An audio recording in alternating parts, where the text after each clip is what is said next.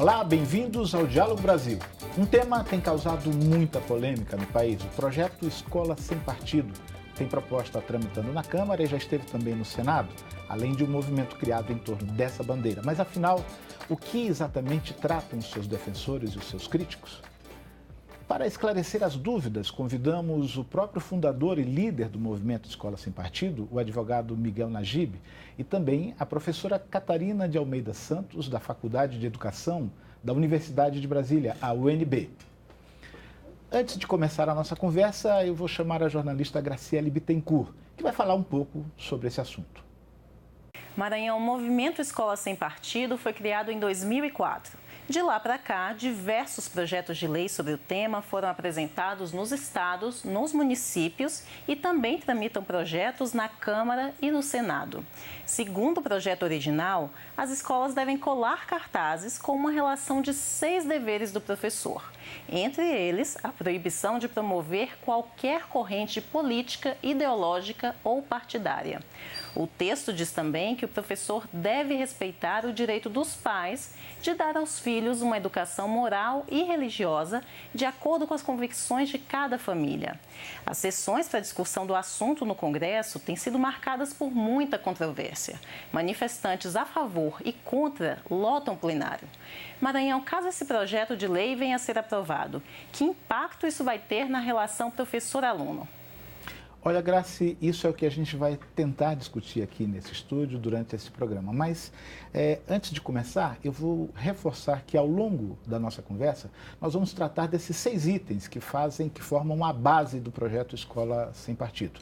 O primeiro deles diz especificamente o seguinte: o professor não se aproveitará da audiência cativa dos alunos para promover os seus próprios interesses, opiniões, concepções ou preferências ideológicas, religiosas, morais, políticas e partidárias.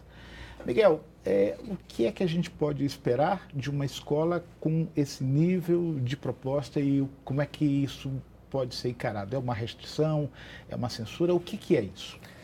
Bem, em primeiro lugar, é preciso deixar claro que a proposta do Movimento Escola Sem Partido não está criando nenhuma nova obrigação para os professores e nenhum novo direito para os alunos. Tudo aquilo que está no projeto, a começar pelo primeiro dever do professor, que você acabou de ler, decorre da Constituição Federal. Então, o nosso projeto é um projeto apenas que quer levar ao conhecimento do aluno, que é o usuário dos serviços prestados pelas escolas, pelos professores, direitos que ele já tem. Então, esse primeiro dever do professor tem a ver com a liberdade de consciência e de crença dos alunos. Se um professor abusa da audiência cativa dos alunos, ou seja, da presença obrigatória dos alunos em sala de aula, para promover, veja, é importante o verbo, para promover as suas próprias preferências ideológicas, religiosas, políticas e partidárias, ele está violando a liberdade de consciência e de crença do aluno, que é obrigado a escutar o discurso do professor. Catarina, você concorda com essa linha de raciocínio do Miguel? Na verdade, eu acho que os professores não fazem isso, né? Se você tem um ou outro que faz, muito raramente. Eu acho que quem está próximo da realidade das escolas, especialmente das escolas públicas brasileiras, sabe a quantidade de coisas que os professores precisam fazer, né? E aí, quando a gente pensa num processo de discussão, a questão é, o que um professor está expressando a sua preferência ideológica? Se, por exemplo, se um professor vai discutir a Segunda Guerra Mundial, por exemplo, ele vai dizer que a guerra não matou muitas pessoas, não matou, inclusive, de acordo com a questão quem era judeu, quem era raça ariana, como é que isso é a opinião do professor? Isso é questão ideológica? Miguel, como é que se explica essa linha de raciocínio que a Catarina faz? Essa preocupação da Catarina, na verdade, tem a ver com o quarto dever do professor. O quarto dever, diz aqui, desse projeto ao tratar de questões políticas, socioculturais e econômicas, o professor apresentará aos alunos, de forma justa, isto é, com a mesma profundidade e seriedade, as principais versões, teorias, opiniões e perspectivas concorrentes a respeito da matéria. Muito bem. Se há uma controvérsia, se o professor traz para dentro da sala de aula uma questão controvertida, uma questão política controvertida, social ou econômica, ele tem a obrigação de apresentar aos alunos as principais teorias, versões e opiniões a respeito daquela matéria, para que o estudante não seja refém das opiniões do professor. Me ocorre uma dúvida aí, com relação à questão da justiça. Quem é que vai, no seu entender, estabelecer o que é justo e o que não é justo na hora em que o professor estiver na sala de aula com os alunos? Bom, o primeiro juiz desse dever é o próprio professor. O professor é que deve conhecer as questões das quais ele está tratando em sala de aula e procurar honestamente apresentar aos alunos de uma forma não tendenciosa, sem ridicularizar um ponto de vista do qual ele discorda, por exemplo. E, evidentemente, quem vai analisar em última instância se ocorreu ou não uma conduta abusiva seriam as autoridades superiores, caso haja uma reclamação diante, por exemplo, de uma conduta, um viés pronunciado e sistemático por parte do professor, as autoridades educacionais ou, em última análise, até o próprio Poder Judiciário, se houver algum recurso ao Poder Judiciário. Isso pode, quem em última análise vai decidir se houve ou não dano ao estudante, seria o próprio juiz. Catarina, isso não torna o ensino ou não torna a educação um tanto quanto burocratizada ou judicializada? Não é um risco que se corre? Não, esse é um risco efetivo. Na verdade, eu não sei por que as pessoas dizem que os professores estão fazendo isso hoje e por que a gente precisaria de um processo de lei e judicializar o processo pedagógico. O processo educativo é um processo essencialmente dialógico, essencialmente relacional e quaisquer questões que surgem dentro da escola devem ser debatidas dentro da escola. Por isso a escola existe exatamente para educar e educa alunos e educa os professores e educa a família. A Lei Diretriz e Base, inclusive, é clara nisso, na participação da família e da comunidade na construção do seu projeto pedagógico. Então, a questão do processo educativo requer essencialmente que as relações sejam estabelecidas no interior da escola e qualquer divergência que exista seja debatida especialmente na escola. Se tiver alguma coisa que extrapole isso, a nossa base legislativa já dá conta disso. A gente não precisaria de um projeto para punir o professor por uma questão que tem que ser resolvida no âmbito pedagógico. Miguel, quando eu começo a pensar nessas possibilidades, me ocorre também uma possibilidade de que a gente esteja estimulando alunos a uma prática de denúncia do professor em sala de aula. Não há esse risco, na sua opinião? Bem, deixa eu antes de dizer uma coisa. A Catarina reconhece que esses deveres existem. Nós falamos do primeiro dever, ela disse, não, de fato, já é assim, a legislação já estabelece isso, e eu fico muito contente de ver a Catarina reconhecendo que esses deveres do professor já existem. Bem, se os deveres já existem, você não acha que o estudante tem o direito de saber disso? A questão, o que nós podemos discutir é se os deveres do professor, que estão previstos no projeto, existem ou não. Mas eu entendo que se eles existem, a parte mais interessada em saber disso é o estudante.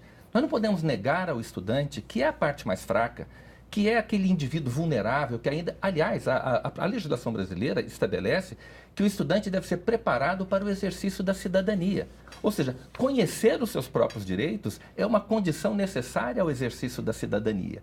Então, nós só queremos levar esses direitos, esses deveres, que a própria Catarina reconhece que existem, nós queremos levar isso ao conhecimento do aluno, para que o aluno, caso ele entenda que está sendo vítima de uma conduta abusiva por parte dos professores, ele possa tomar as providências que julgar que são adequadas. Em primeiríssimo lugar, conversar com os pais.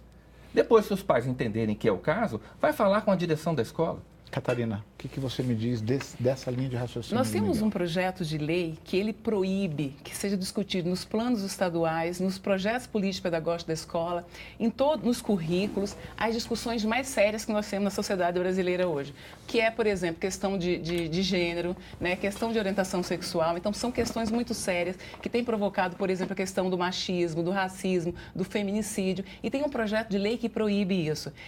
Quando a gente percebe um projeto como esse, que quer punir o professor, caso essa discussão seja feita no âmbito da escola, é um projeto antipedagógico. O processo pedagógico requer essa relação de discussão. E os estudantes...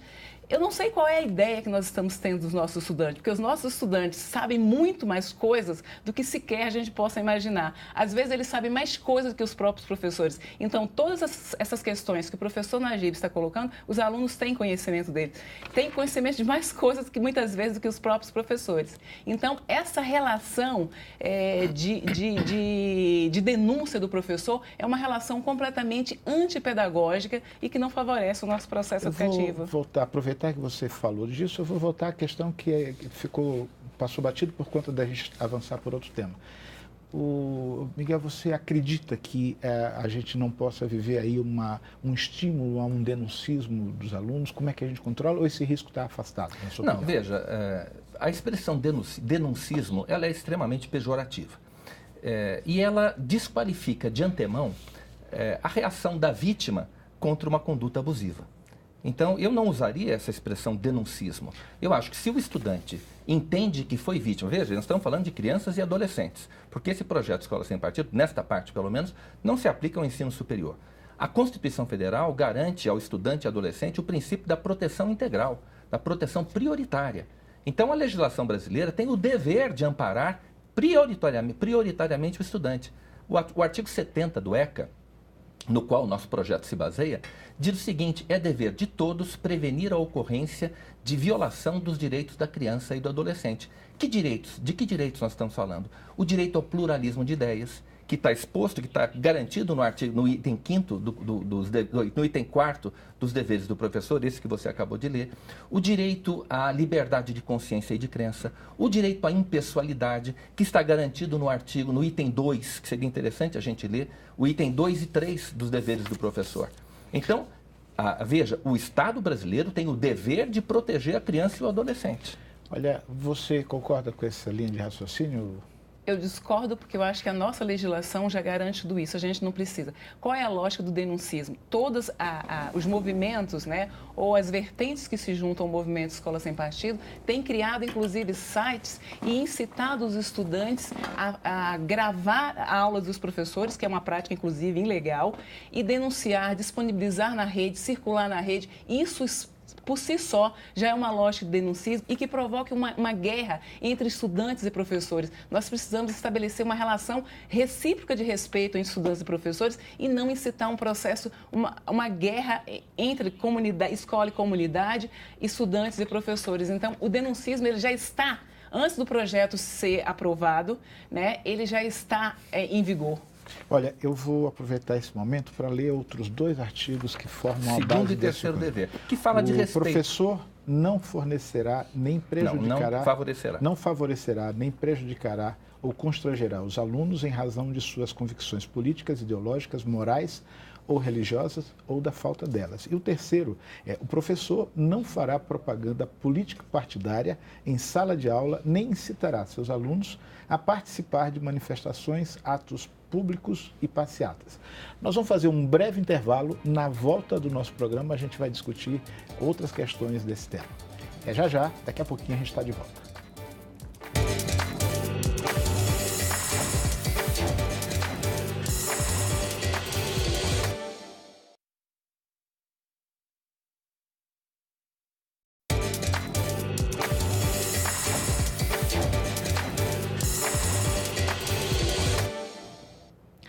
O Diálogo Brasil está de volta e hoje nós estamos falando sobre o projeto Escola Sem Partido. Eu vou ler agora mais 2 dos artigos que sustentam essa proposta. O professor respeitará o direito dos pais, dos alunos, a que seus filhos recebam a educação religiosa e moral que esteja de acordo com as suas próprias convicções. E, por último, o professor não permitirá que os direitos assegurados nos itens já citados anteriores, sejam violados pela ação de estudantes ou terceiros dentro da sala de aula. Miguel, eu fico imaginando o seguinte: é possível ter uma escola que não trate de questões ideológicas se a gente pegar como conceito de ideologia uma visão de mundo, um conceito moderno. É possível ter uma escola sem ideologia? Bem, não é isso o que a nossa proposta prevê. O item 4º dos deveres do professor, que você leu no bloco anterior, diz que o professor, ao tratar de questões políticas, socioculturais e econômicas, questões controvertidas, deve apresentar aos alunos as principais versões, teorias e opiniões a respeito daquelas matérias, daquelas questões. É claro que o professor não pode transformar o aluno em refém das suas opiniões. Então, o aluno tem o direito de conhecer, inclusive, as opiniões das quais o professor discorda. E o professor tem o dever de apresentar isso de maneira justa, sem ridicularizar uma opinião da qual ele discorda. Eu queria voltar um pouquinho aos outros 2 deveres do professor, que foram lidos no bloco anterior. O dever do professor de não perseguir alunos que discordem das suas opiniões em matéria de religião, de política, preferência partidária, por exemplo, e o dever do professor de não fazer propaganda político-partidária em sala de aula. Essas questões todas estão cobertas e garantidas pela Constituição Federal. Federal. Nós não estamos inventando nada que não esteja na Constituição. Todas essas questões que nós estamos aqui discutindo já existem hoje. São dúvidas que podem surgir hoje. Agora, isso não tem nada a ver com o Escola Sem Partido, tem a ver com a Constituição Federal. Agora, uma das questões que torna polêmica essa discussão e que divide opiniões e que acirra esse embate é quando está na Câmara Federal tratando de algo que tenta estabelecer o que é o limite. O professor não pode se meter em determinadas questões, em determinados assuntos. Vamos tomar como, por exemplo, uma questão de saúde. Em que momento a gente consegue definir, no seu entender, o que é o limite para não tratar, por exemplo, dentro da sala de aula, de uma questão como uma doença sexualmente transmissível? Eu não posso traçar em abstrato uma linha que vai dizer, olha, este é o limite. Vai depender de uma série de circunstâncias, inclusive, por exemplo, da idade dos alunos. Do tipo de palavras que o professor usar, do tipo de discurso que ele fizer, das imagens que ele exibir. Tudo é um conjunto de circunstâncias que deverá ser levado em consideração para saber se o professor violou a lei. De que lei nós estamos falando? Do Escola Sem Partido? Não. Nós estamos falando da Convenção Americana de Direitos Humanos, que diz o seguinte, os pais, essa lei já existe, é em vigor no Brasil hoje, os pais têm direito a que seus filhos recebam a educação religiosa e moral que esteja de acordo com as suas próprias convicções. Só que a Convenção Americana, ela emitiu, inclusive, uma nota dizendo que essa observação era específica sobre uma questão e não sobre a formação das escolas. Né? Quando a gente está falando disso, como a pergunta que você fez em relação a uma doença sexualmente transmissível. E não é só uma doença sexualmente transmissível. Nós estamos num país que é o país que mais mata gays, os LGBTs, é o país que tem um alto índice de feminicídio, é um país que está crescendo muito o abuso, cresce cada vez mais, o abuso sexual contra crianças, não é contra adolescentes ou jovens, é contra criança, e isso acontece essencialmente nas famílias ou por conhecidos. Essas questões precisam ser debatidas na escola. Quando a gente está falando de debater gênero na escola, está falando de debater racismo, de debater machismo, de debater essa sociedade patriarcal que olha as mulheres como objetos e não como sujeitos e que acha que pode, por exemplo, matar a qualquer hora uma mulher e explorar sexualmente as crianças. Então, é disso que nós estamos falando. Quando a gente estabelece o que o professor pode falar, estamos dizendo que ele não pode falar de todo o resto. Quando a gente olha, por exemplo, para o processo que está no país, em curso no país, mesmo antes da gente ter um projeto de lei como esse, de denuncismo do professor, de filmar a sala de aula, colocando em risco a segurança das crianças, dos próprios professores, da escola como um todo, essa é uma questão extremamente grave na nossa sociedade. Isso fere a própria Constituição. Catarina, eu vou aproveitar esse momento, já que a gente falou num projeto que está sendo discutido lá na Câmara. A deputada federal Érica Cocai, do Partido dos Trabalhadores do Distrito Federal, é uma voz contra a proposta que está tramitando lá. Vamos acompanhar o depoimento dela. É um dos projetos mais desrespeitosos que essa casa já viu. Considerar que professor e professora são inimigos imaginários da nação é de uma profunda crueldade. Na prática, você coloca o professor sob vigilância, há um caráter extremamente persecutório, sobre um manto e sobre uma hipócrita construção de que há um cuidado com as crianças e adolescentes, com os alunos e alunas. Você, em verdade, faz com que alunos rompam os vínculos com educadores e educadoras e passe a ser instrumentos de vigilância da atuação do próprio educador. Isso compromete sobremaneira as relações entre professores e alunos, que são fundamentais para que você tenha o desenvolvimento do próprio conhecimento. Olha, agora a gente vai ver o outro lado dessa moeda. Nós vamos ver o depoimento de um defensor do Escola Sem Partido, o deputado federal Rogério Marinho, do PSDB do Rio Grande do Norte. Essa discussão ela tomou as ruas do país, as redes sociais, a redação dos jornais, né? E isso é extremamente importante, porque existe de fato uma guerra cultural no nosso país. E seria importante que houvesse efetivamente pluralidade nas escolas. Quando se fala de escola sem partido, na verdade se quer uma escola em que as diferentes vertentes do pensamento tenham a mesma condição de apresentação e de possibilidade democrática de coexistirem com outros pensamentos. Hoje, infelizmente, a maior parte das nossas academias foi apropriada por uma corrente hegemônica. Eu posso, inclusive, dizer de cátedra, porque participei de alguns eventos na Universidade Federal do meu estado, no Instituto de Tecnologia Federal do meu estado, e a animosidade, a beligerância, a hostilidade, ela é uma tônica para quem pensa diferente do que pensa a vertente de esquerda. Miguel, o acirramento de opiniões, tanto à direita, tanto à esquerda, não deve nos conduzir a um bom caminho. Se, na sua opinião, o que falta para a gente chegar se tantas questões que foram debatidas aqui são convergentes também? Qual é o caminho para a gente chegar num bom termo, no entendimento de que não se traduza nessa briga que não chega a lugar nenhum? O bom termo é o respeito à Constituição Federal. É o que nós queremos. Agora a gente vê a fala da deputada Érica Cocai. Ela pertence a um partido, o Partido dos Trabalhadores, que é o partido que mais se beneficiou, que na verdade que vem promovendo o uso das escolas e universidades para fins de propaganda ideológica, política e partidária. O PT é o grande beneficiário, é o partido que mais lucra com a doutrinação política, ideológica e partidária nas escolas. Política, ideológica e partidária. E veja, é por isso que ela está contra o projeto Escola Sem Partido.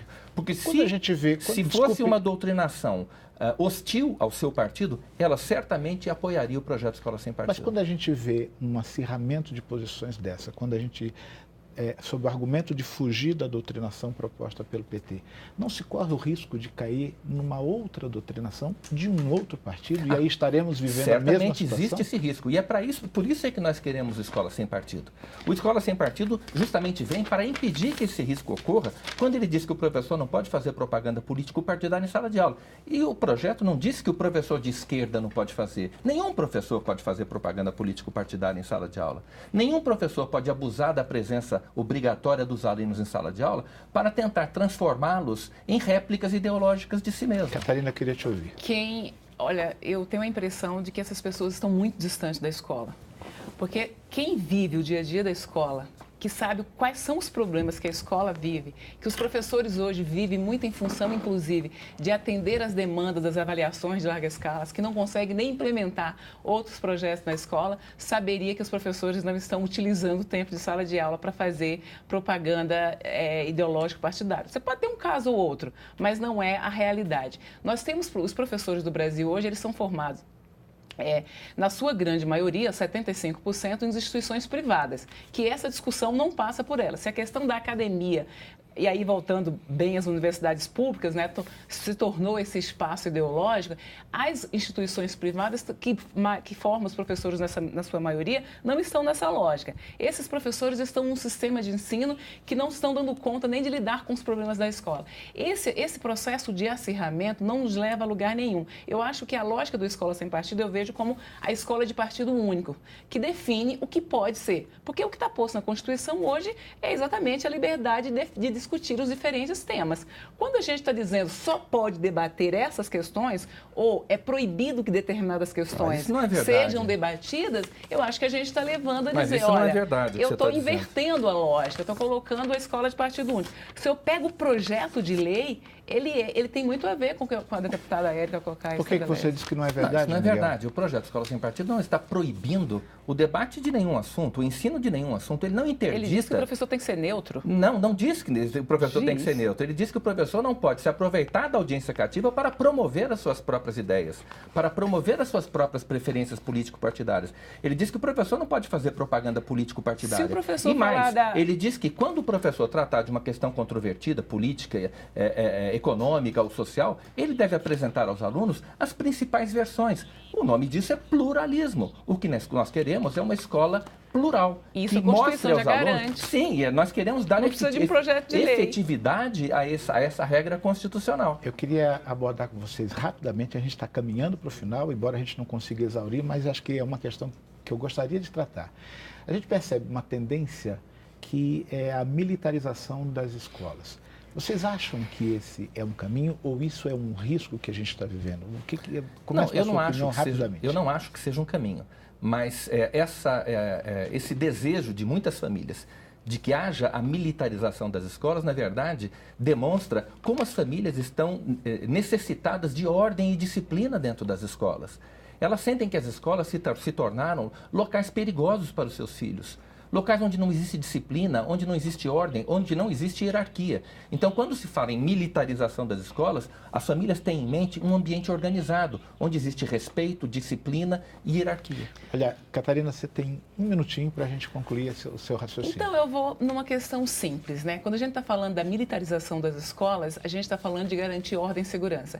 A função da polícia é garantir ordem e segurança na sociedade. A escola é uma instituição da sociedade. Se a escola não tem isso, não é porque a escola, é porque a sociedade está faltando isso. Se a polícia não dá conta de garantir a segurança e a ordem na sociedade, que é aquilo para o qual ela foi formada, inclusive tem cursos para a formação, por que ela vai dar conta de organizar a escola, ou seja, de lidar com aquilo que ela não entende, que é a questão da educação? Então, a militarização da escola não é saída, porque os militares não entendem de educação. Então, por que eles vão cuidar daquilo que eles não entendem se eles não estão dando conta de cuidar da segurança da nossa sociedade, que é a função para o qual ela foi criada?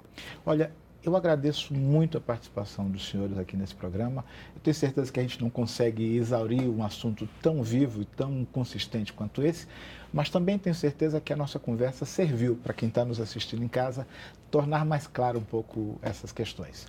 E se você quiser saber mais sobre o nosso programa, entre no site da TV Brasil. Te espero na segunda-feira que vem, às 10h15 da noite. Até lá!